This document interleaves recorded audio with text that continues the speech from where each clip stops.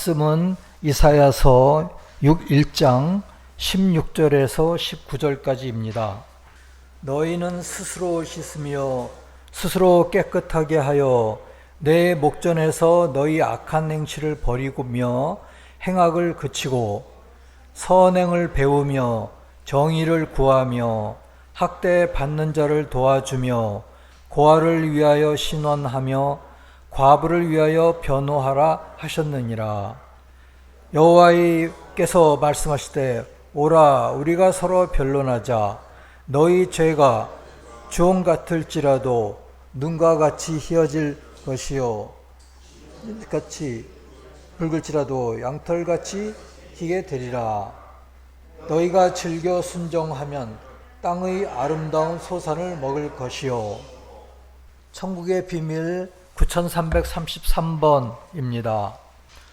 악과 거짓으로부터의 인간 해방은 죄의 용서입니다. 그러나 인간 해방의 참된 성격에 대해 잘 모르는 사람들은 죄가 용서되었다고 들을 때 죄가 씻겨 나갔다고 말합니다. 이것은 잘못된 개념입니다. 그들은 죄의 용서에 대한 참된 본질에 대한 지식이 없습니다. 사람이 어릴 때부터 생각하고 의도하고 말한 모든 것은 사라지지 않고 단지 옮겨지는 것입니다. 거듭났을 때 사실은 주님의 도움으로 성과 진리 안에 있게 되며 그때 그는 죄로부터 자유롭게 되는 것입니다. 출애굽기 23장에 대해서 한번 살펴보고 오늘의 본문으로 들어가겠습니다. 출애굽기 23장에서 하나님께서는 이제 이스라엘 백성에게 매년 지켜야 할 세 가지 농경절기에 대해 말씀하셨습니다. 그러니까 무교절, 맥추절, 수정절에 대해서 말씀하셨습니다. 근데 그리고 가나안 땅을 조금씩 주시겠다고 말씀하셨어요. 31절에서 내가 네 경계를 홍해에서부터 블레셋 바다까지 광야에서부터 강까지 정하고 그 땅의 주민을 내 손에 넘기리니 라고 말씀하셨습니다. 그와 같이 주님은 이스라엘 백성에게 이 가나안 땅을 주시겠다고 말씀하셨는데 특히 출애굽기 23장 29절 30절에서는 무엇이라고 이야기를 하셨냐면은 그러나 그 땅이 황폐하게 되므로 들 짐승이 번성하여 너희를 해할까 하여 1년 안에는 그들을 내 앞에서 쫓아내지 아니하고, 그러니까 조금씩 쫓아낸다는 얘기죠. 30절에서는 내가 번성하여 그 땅을 기업으로 얻을 때까지, 그때까지 내가 그들을 내 앞에서 조금씩 쫓아내리라 라고 말씀하고 계십니다. 그러니까 조금씩 그 가나안 주민들을 쫓아낸다는 것인데 단 이스라엘 백성들이 번성하여서 그 땅을 기업으로 얻을 때까지라고 하였습니다. 황폐하게, 왜냐하면 황폐하게 되려면 들짐승이 번성하여 이스라엘 백성들을 해할까 해서 1년 안에는 쫓아내지 않고 조금씩 쫓아낸다고 하신 것입니다. 이 말씀의 영적인 의미는 무엇일까요? 이것은 단지 가나안 백성들을 쫓아낸다는 의미가 아니고요. 이것은 성문서에서 말하기는 한 해 안에 쫓아내지 아니하리라는 것은 거짓과 악이 사람에게서 갑자기 제거되지 않는다는 것을 뜻합니다. 그러니까 거짓과 악이 사람에게서 한꺼번에 단 한 번에 제거되지는 않는다는 것을 뜻합니다. 사람의 거듭남은 점진적이고 질서 있게 이루어진다는 것을 이야기한 것입니다. 죄를 용서받는다는 것은 악이 완전히 사라지는 것이 아닙니다. 그러니까 죄를 용서받는다고 그 악이 그 사람에게서 완전히 먼지처럼 없어질까요? 그건 아니라는 것이래요. 그래서 그것은 오히려 주님께서 그 악을 다스리시고 또 그 사람이 악으로부터 멀어지도록 하는 것입니다. 그러니까 그 사람의 그 악은 그 사람의 중심에서 그 주변으로 몰아내는 것입니다. 쫓아내는 것입니다. 그런데 이제 조금씩 쫓아낸다는 것입니다. 악과 거짓으로부터 인간 해방은 그것이 바로 죄의 용서입니다. 그래서 이 인간 해방의 참된 성격을 잘 모를 경우에는 죄가 용서되었다. 그럼 죄가 완전히 깨끗하게 씻겨 나갔다. 이렇게 생각하는데 그것은 잘못된 개념이라는 것입니다. 죄의 용서에 대한 참된 본질에 대한 지식이 없다는 것입니다. 이것은 아까 이 천국의 비밀 9333번에 남아있던 것과 같은 것입니다. 그러니까 사람은 어릴 때부터 생각하고 의도하고 말한 모든 것이 사라지지 않고 단지 그 사람의 주변으로 영혼의 그 주변으로 옮겨지는 것입니다. 거듭났을 때는 주님의 도움으로 그 사람이 그러니까 악과 거짓이 옮겨지고 그 안에 선과 진리 안에 있게 되면서 그때 그는 그 죄로부터 악으로부터 자유롭게 되는 것입니다. 그런데 만일 악이 한순간에 이 중심에서 제거되고 그 안에 선과 진리가 차지하지 않는다면 어떻게 될까요? 그러면은 이게 텅 빈 상태가 되고 오히려 그때에 이 출애굽기 29장에 나온 것처럼 들 짐승이 번성하여 오히려 우리를 해칠 수가 있습니다. 그래서 주님께서는 30절에서 출애굽기 23장 30절에서 네가 번성하여 그 땅을 기업으로 얻을 때까지 내가 그들을 네 앞에서 조금씩 쫓아내리라. 그러니까 네가 번성하여서 얻을 때까지 조금씩 쫓아낸다고 하신 것입니다. 그러니까 아주 완전히 비어있는 상태로 놔두지 않으시고요.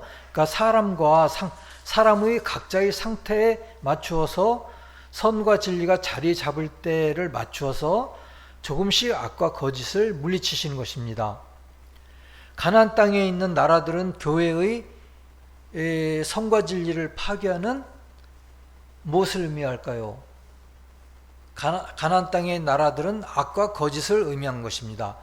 악과 거짓이 한순간에 제거된다면 그 청소된 자리에 그 전보다 더 많은 악한 영이 들어올 수 있다고 주님은 말씀하셨었죠. 그래서 주님께서 악을 쫓아내시면 그 자리에 얼른 말씀의 진리로 채워 나가야 합니다.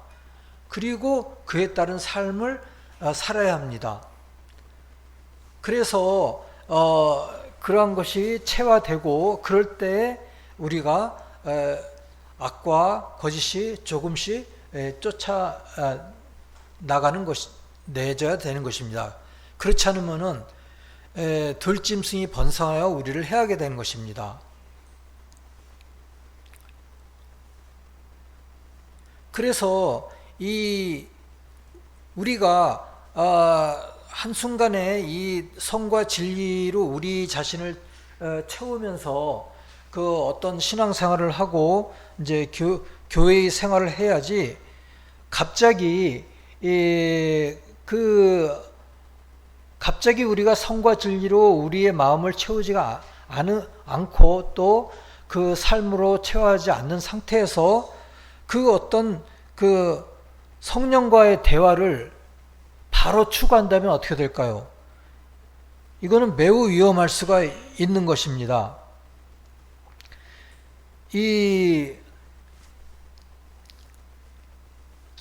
그 인도에 선다싱이라는 분이 있습니다. 그분도 주님과의 대화를 시도를 할 적에 처음에는 어떤 빛과 또 색깔, 이상한 것들을 처음에 느낀다고 합니다. 그런데 바로 본능적으로 이것은 악한 영에서 오는 것이다 알고서 바로 그만두고 다시 기도를 시작한다고 합니다. 그럴 때 진정한 의미로 기도에 들어갈 수가 있다고 합니다. 그리고 이제 천국과 지옥에서는 또 어떻게 얘기하냐면은 이 천국과 지옥의 중간 영계에는 유명한 학자들이 있습니다. 그러니까 뭐 박사들이라고 할 수도 있겠죠. 그런데 그 마음에는 주님의 신성을 부인합니다. 그리고 거짓을 받아들이는 자들이 있고요. 또 자기 자신이 성령이라고 이제 생각을 하는 자들이 있습니다. 이런 자들은 사막 같은 곳에 산다고 합니다. 그런데 이 땅에서 어떤 이제 광신적인 사람들이 있어요. 그런데 그 사람들이 이 사람들의 영혼과 이렇게 접촉해서 영향을 받고 또 환상에 들어가고 그 사람들이 자신이 성령이라고 하니까 그것을 믿고 또 영의 소리를 듣습니다. 그런데 이제 이렇게 그 사람들과 관련이 되게 되면은 어떻게 될까요?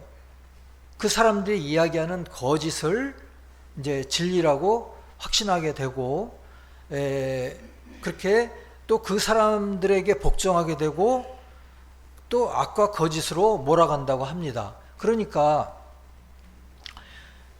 그 중간 영계에 있는 그러한 그 자기 자신이 성령이라고 이야기하면서 주님의 신성을 부인하면서 사막에 사는 사람들은 만약 그런 사람들과 접촉해서 어떤 그 아주 박학하기 때문에 어떤 이제 신학적인 이야기를 많이 또 이야기를 해주겠죠. 그러면서 잘못된 종파들이 생겨난다고 합니다.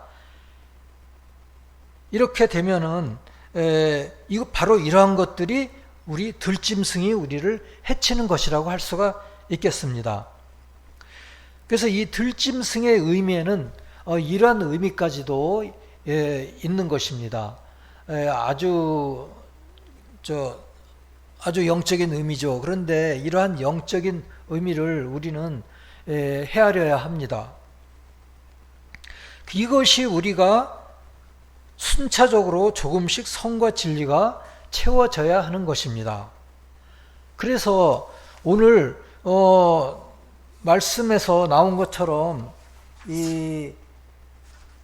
너희 죄가 주홍같이 같을지라도 눈과 같이 이어질 것이요 진홍 같을지라도 양털같이 희게 되리라. 이렇게 순간적으로 되는 것으로 생각을 하고 순간적으로 이렇게 양털같이 휘어졌기 때문에 바로 이 어떤 기도에 들어가고 이게 또 성령을 만나는 기도에 들어가게 되고 이렇게 되면 굉장히 위험하고 들짐승의 피해를 얻을 수가 있는 것입니다. 영적인 들짐승의 피해를 얻을 수가 있는 것입니다.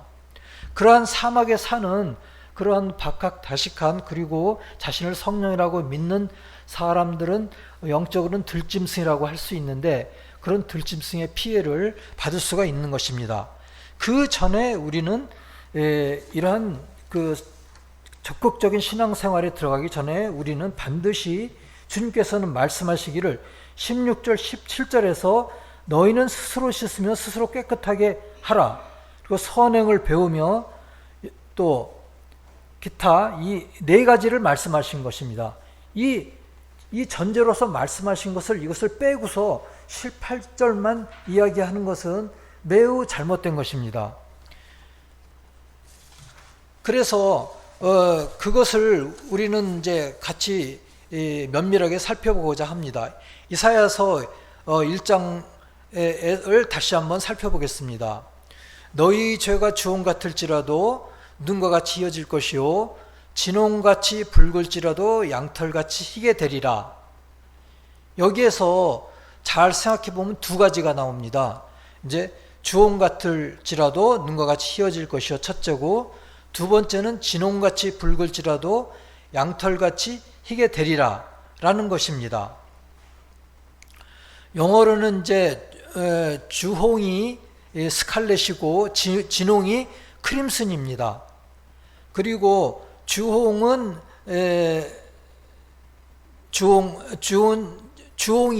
주홍보다도 진홍이 훨씬 더 붉은 것입니다. 그래서 여기서 보면은 이 스칼렛은 밝고 선명한 붉은색, 주홍색이며 크림슨은 약간 푸른 기운이 섞인 진한 빨강, 진홍색입니다.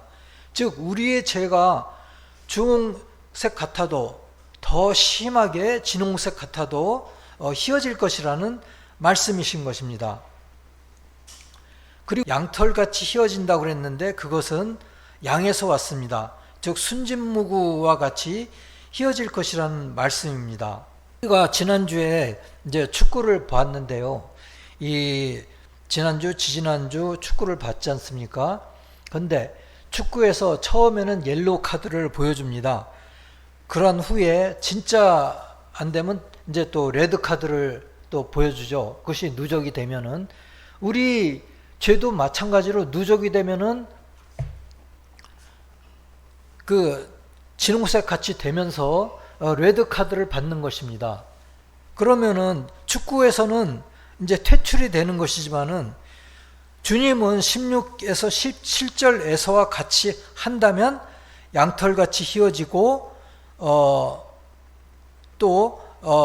시온이 구속받는 것처럼 우리도 구속받는다고 말하고 있습니다. 그래서 27절에 보면은 이사야서 27절에 보면은 시온은 정의로 구속함을 받고 그 돌아온 자들은 공의로 구속함을 받으리라 하셨습니다.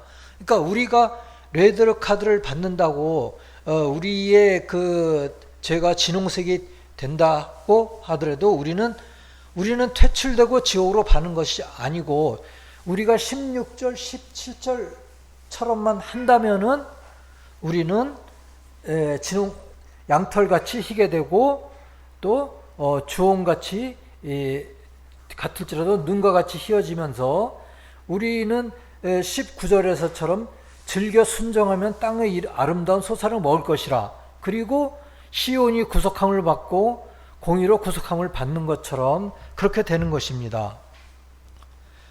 그러면은 우리는 이제 구속이 뭘까요? 구속은 영어로 리뎀션입니다. 구속은 악과 거짓으로부터의 분리되고 그리고 거기에 따른 자유를 갖는 것을 의미합니다. 즉, 악과 거짓을 우리에게서 이제 씻겨내고 사라지게 하는 것이 아니고 악과 거짓에서 우리를 분리하는 것입니다. 떼어내고 그 악과 거짓이 우리 마음의 가장자리로 물러나게 하고 마음의 중심이 선과 진리의 자유함에 머무르게 하는 것이 바로 구속입니다. 그래서 악과 거짓을 물러나게 하고 그 안에 텅 빈 상태로 놔두면은 들짐승이 해를 받을 위험이 있습니다. 그렇게 놔둬서는 안 되고 바로 선과 진리로 채우고 그 선과 진리에 따른 삶을 체화하는 그런 삶을 살게 되면서 우리는 점점 본격적인 신앙생활로 들어가게 되는 것입니다. 그때 주님은 너희를 진리 안에서 자유롭게 하리라, 이 말씀이 우리에게 임하는 것입니다. 그래서 이사야서의 1장에서는 전체적으로는 이 유다 나라의 영적인 쇠락을 이야기하는 것입니다. 그렇지만은 마지막에서는 시온이 구속될 것이라는 것을 이제 선언을 하시면서 끝이 나는 것입니다. 27절에서처럼 정의로 구속함을 받고 그 돌아온 자들은 공의로 구속함을 받으리라 하는 것입니다.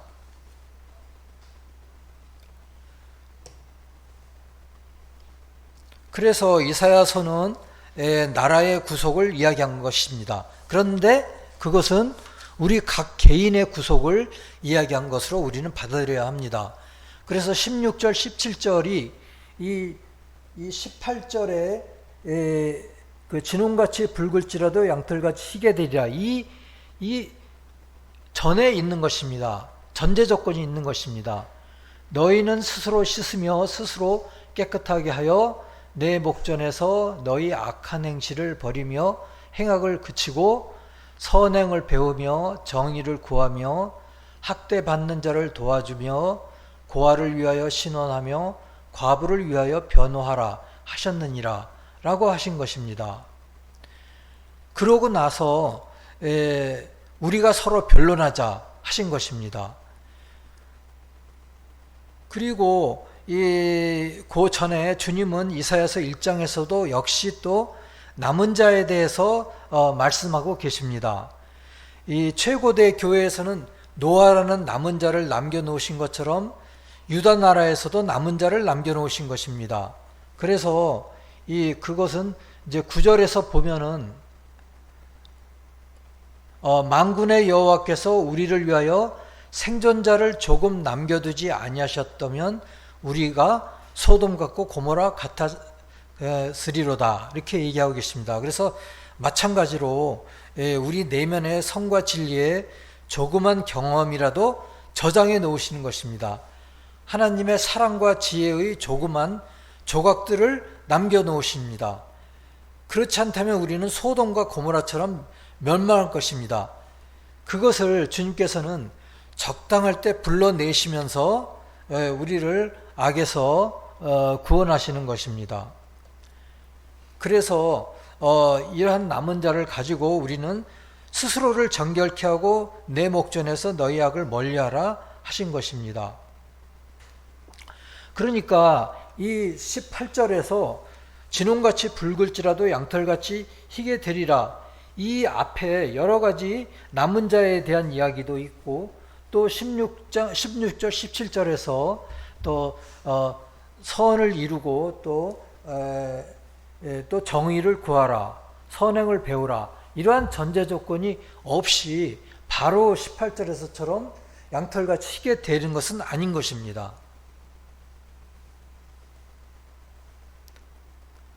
그래서 이제 19절에서는 말씀하기를 너희가 즐겨 순종하면 땅의 아름다운 소산을 먹을 것이요 라고 하셨습니다. 그 말씀은 무슨 말씀일까요? 이것은 주님으로부터 우리의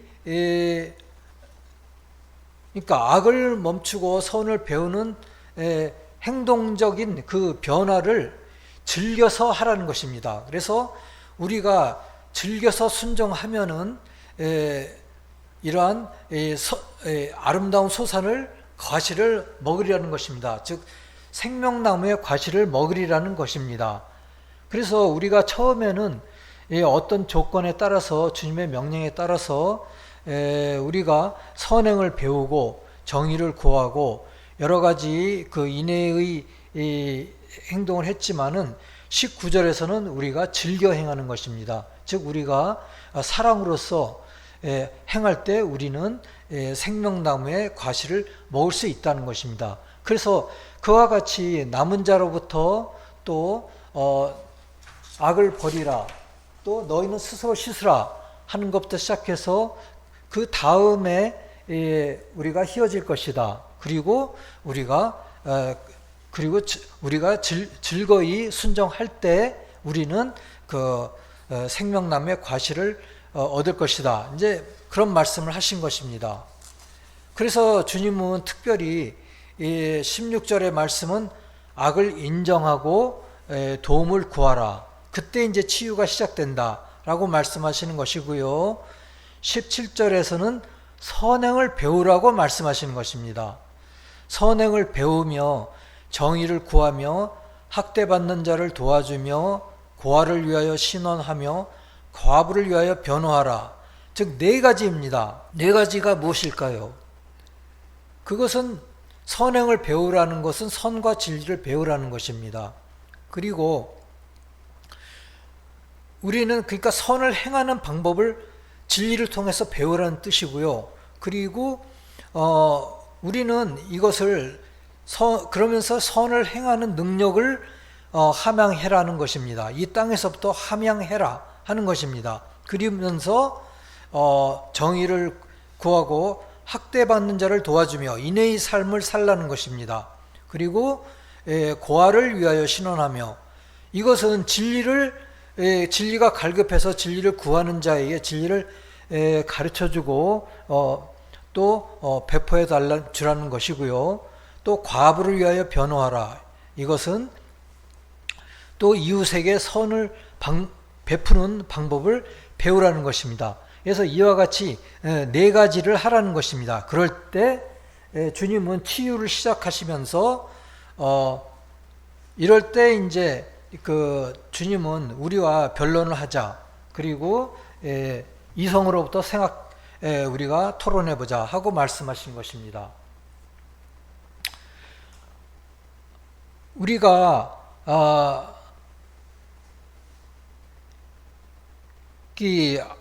만일 악을 행하면 어떻게 될까요? 악을 점점 정당화하게 되고 악의 기쁨을 느끼게 되고 우리 가운데 점점 고착화되고 우리 생명의 일부가 됩니다. 그런데 이럴 때 주님이 악과 죄에서 우리를 구할 수 있을지 의심이 들 때가 있습니다. 영원히 우리는 그 안에 갇혀서 살 것 같습니다. 우리가 그대로 간다면은 영계 그 상태대로 그대로 갈 것입니다. 그러나 주님은 우리를 해방시킬 수 있으십니다. 우리가 만일 그렇게 악에 고착화된 상태로 그대로 영계에 간다면 어떻게 될까요? 도둑질 하던 사람은 중간 영계에 가서 계속 도둑질을 할 것이고, 또 애를 납치해서 살해했던 사람은 또 계속 거기에서 중간 영계에서 또 그런 일을 하려고 행위를 할 것입니다. 그래서 그런 악행을 계속하게 될 것입니다. 그런데 우리가 주님께서 말씀하신 것처럼 죄와 악의 상태가 붉을지라도 양털까지 희게 하실 수 있고, 단 우리가 주님의 도움을 구하고 주님께서 구속할 수 있으시라고 믿을 때 그렇게 되는 것입니다. 주님의 밝은 진리가 우리 마음을 채우시고 그 진리가 우리의 마음을 양털같이 희게 만드는 것입니다. 그러니까 주님의 진리가 양털같이 희게 만들고 또 주님으로부터 나오는 순진무구가 우리를 양털같이 희게 만드는 것입니다.